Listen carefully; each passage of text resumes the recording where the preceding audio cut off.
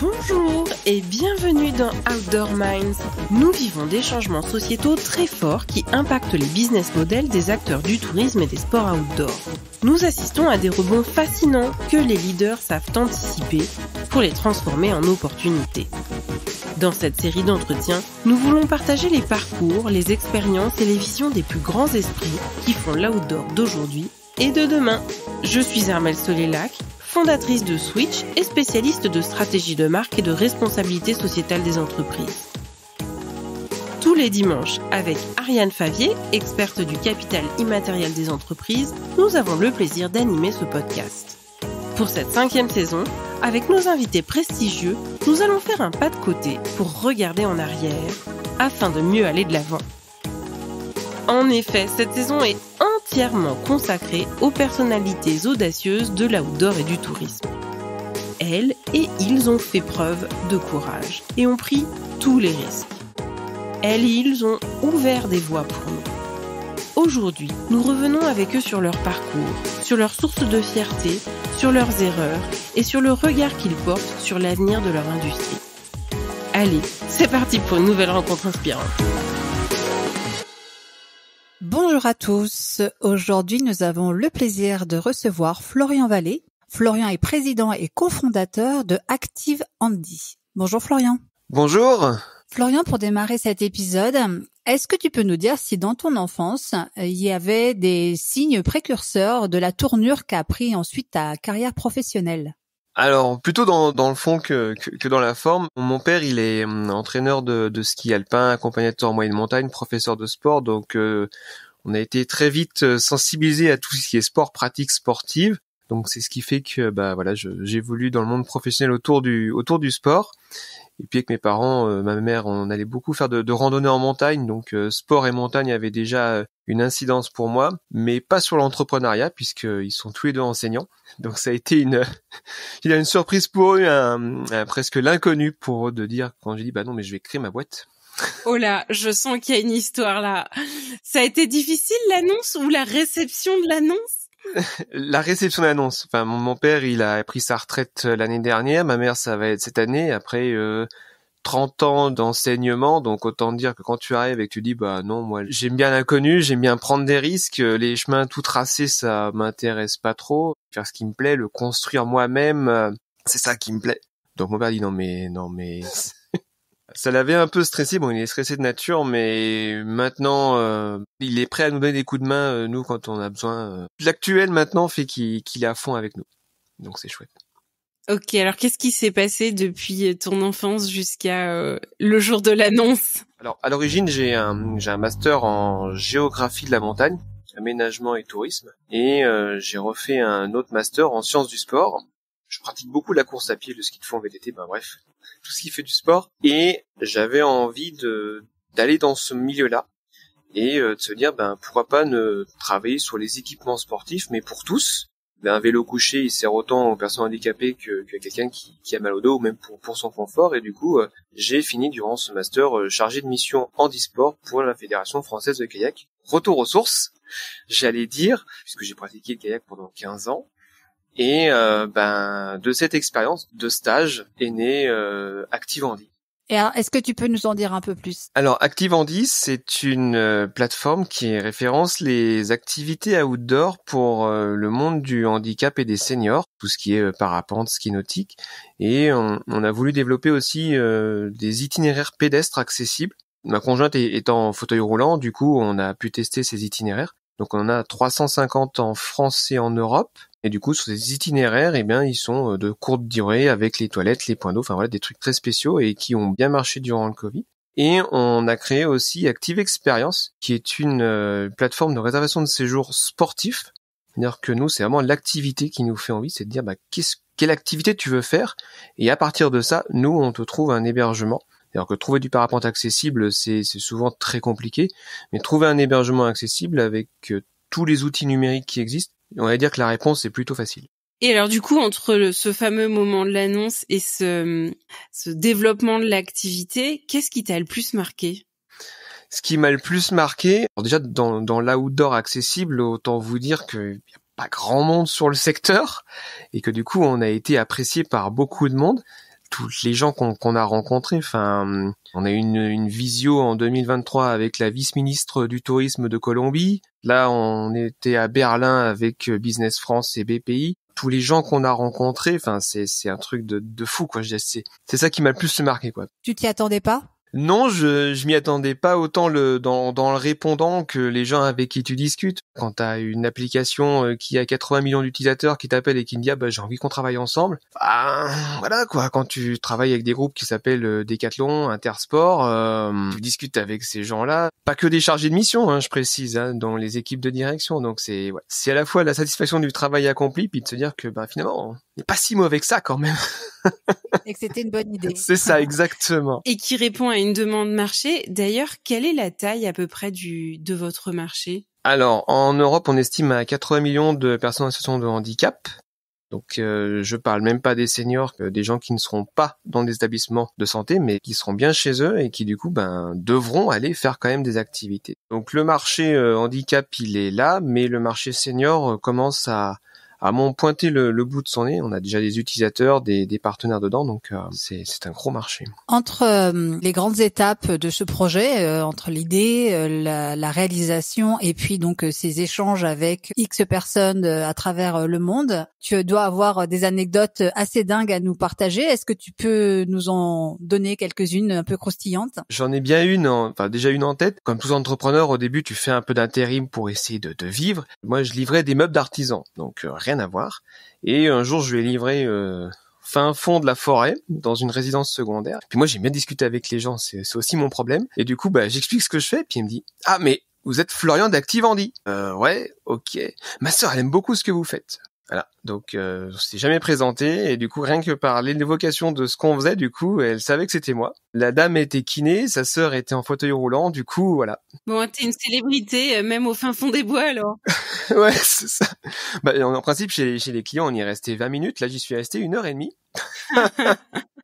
Donc ça a été l'anecdote un peu folle. C'était quoi? C'était au début quoi. Donc c'était là on a commencé à faire un peu de presse, où on a eu un peu de prix et du coup on était un peu bien soutenu, bien présent. Donc du coup ça c'est assez remarquable. Ouais. C'est impressionnant surtout, je veux dire. C'est vrai qu'au début de la vie d'Activandi, vous avez raflé à peu près tous les prix possibles et imaginables. Comment tu expliques ça pour des entrepreneurs qui eux aussi aimeraient avoir des prix? Est-ce que vous êtes des cadors sur le montage des dossiers ou est-ce que c'est vraiment l'idée qui a rencontré son marché? Explique-nous un peu tout ça. Je pense qu'il y a l'idée qui a trouvé, puisque référencé du ski nautique accessible, du parapente accessible, en dehors d'une fédération, il n'existe pas d'outils. Enfin, il n'existait pas d'outils jusqu'à maintenant. Donc c'est vrai que ça parlait bien aux gens. Donc ça, je pense que c'est le fait de. Après, nous, on aime bien ouvrir des portes.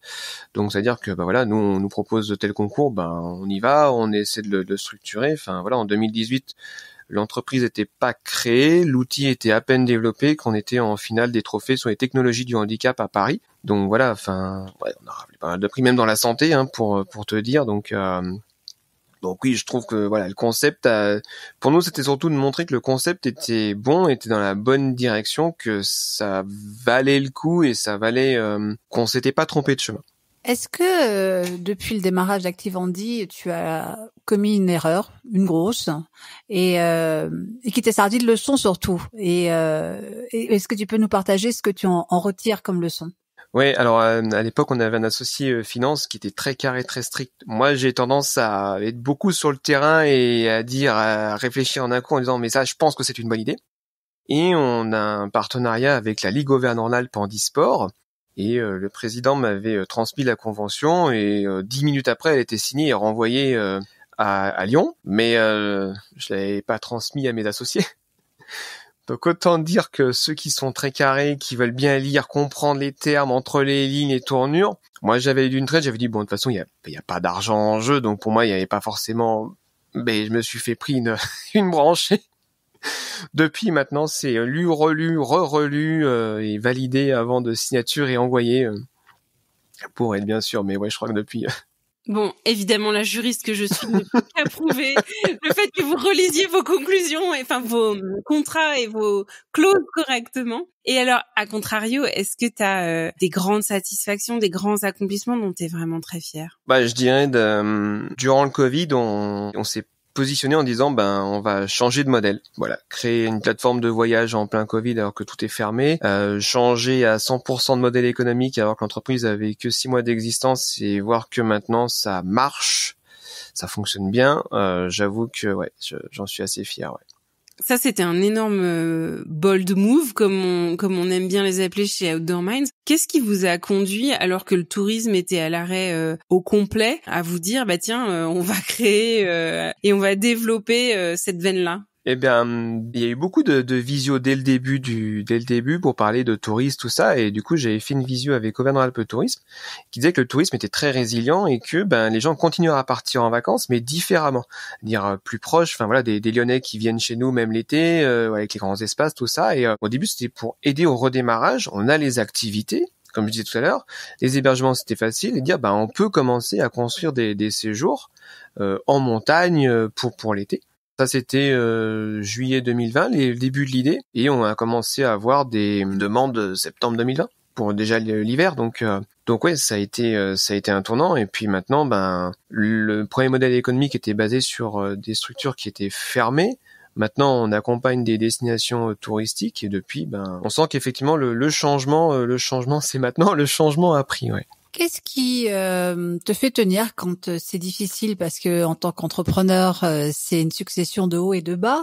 Et où est-ce que tu vas puiser ta motivation dans les moments qui sont justement bas, voire très bas? Alors c'est ma chérie qui m'aide à tenir. Donc pour faire le topo, donc elle est associée à l'entreprise, elle est en fauteuil roulant. Donc quand je dis que je vais pas bien ou que j'ai mal, je me dis mais elle c'est tous les jours, moi c'est temporaire, même quand je pratique le sport. Donc on est très fusionnel, très très soudés, donc elle a l'esprit très très carré, c'est une comptable à l'origine, donc donc moi à la fois elle me recadre, mais à la fois ça me permet de tenir et de me soutenir, j'allais dire, durant ces moments un peu durs, surtout le Covid, donc ça a été de se dire du jour au lendemain mais qu'est-ce qu'on fait, qu'est-ce qu'il faut faire, et du coup de s'accrocher à ce mode le plus précieux.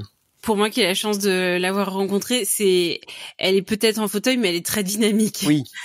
Oui, j'ai pas répondu à cette question-là, mais en fait, elle a été le cobaye pour Activandi. Donc, elle a testé des activités, le ski de fond, l'ULM, du traîneau à chien, les itinéraires, toutes ces activités que nous, on a vécues et qu'on a testées, du coup, c'est ce qui fait aussi l'essence même d'Activandi à l'origine. Et c'est quoi les plus grosses difficultés que vous avez rencontrées à partir du moment où vous avez créé? Parce que quand on t'écoute, on a l'impression que c'est une forme de promenade au parc easy, alors que, évidemment, comme toute entreprise, vous avez dû avoir des difficultés. Alors, c'est vrai que il y a l'accessibilité d'un côté et j'ai dit l'entrepreneuriat de l'autre.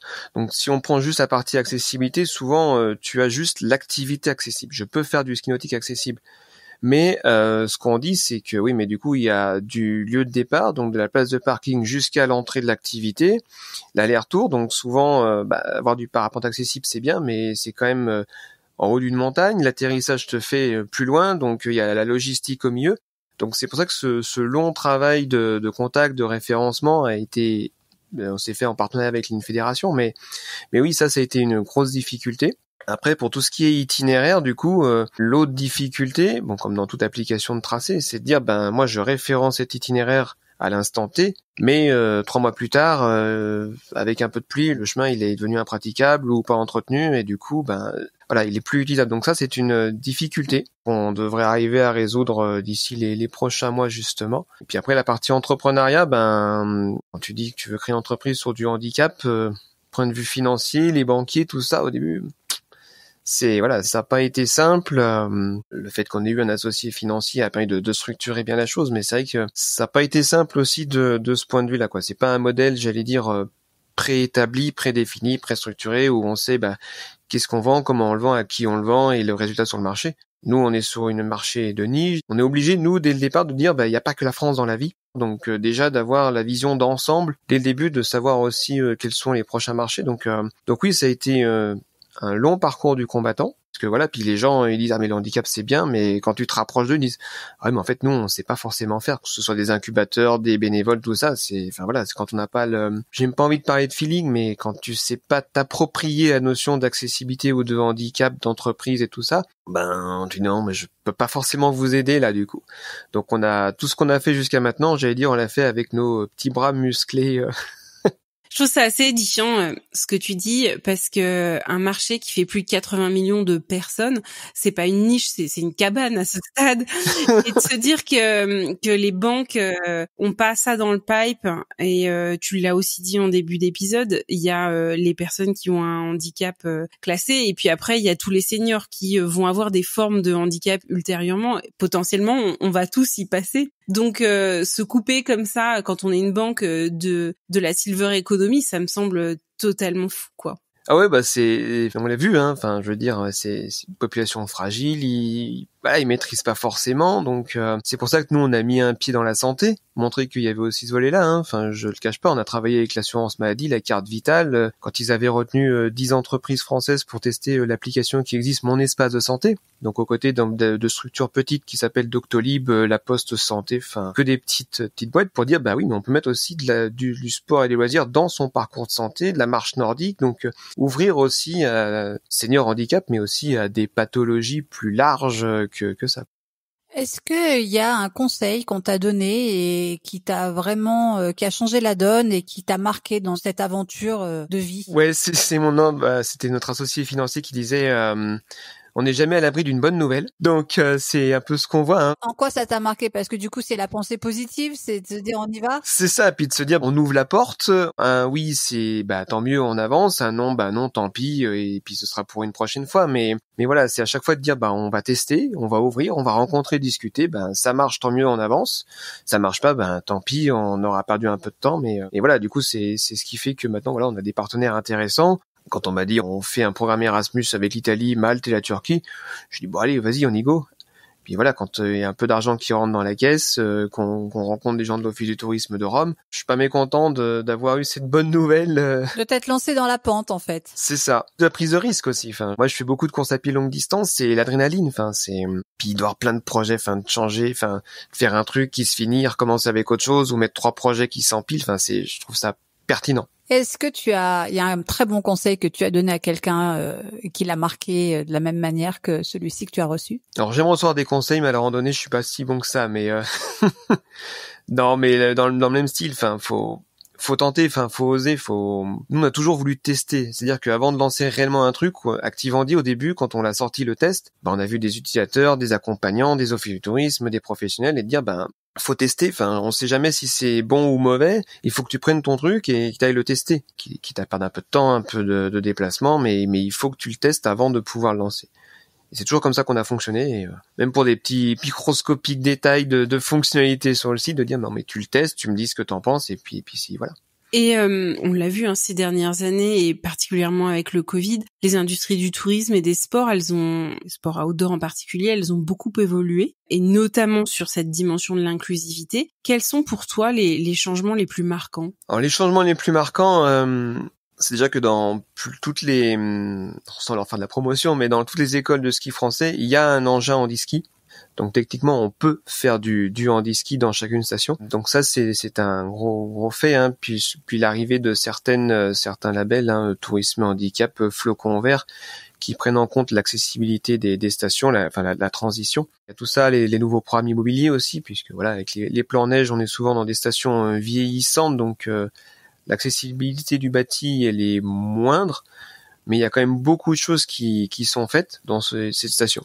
Comment tu vois les choses pour les 10 prochaines années, justement, dans cette même lignée évolutive? J'allais dire, nous, on le voit déjà.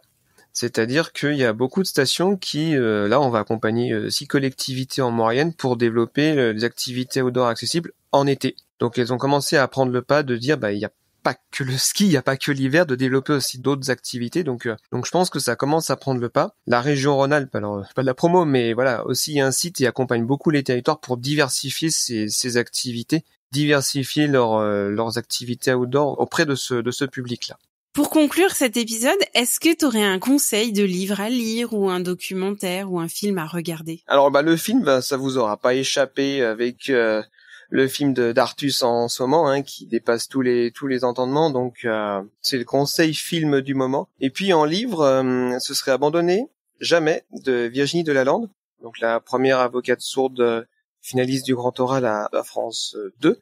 Donc ouais, j'ai eu la chance de la rencontrer sur Annecy. Donc ouais, c'est un livre qui m'a bien marqué aussi. Donc de se dire voilà, il y a pas le handicap, c'est une chose, mais il faut pas se fier à ça. C'est pas une barrière, ça doit même être une force pour avancer justement. Merci beaucoup Florian Vallée, président et cofondateur d'Activandi, d'avoir été notre invité sur cet épisode. Merci à vous.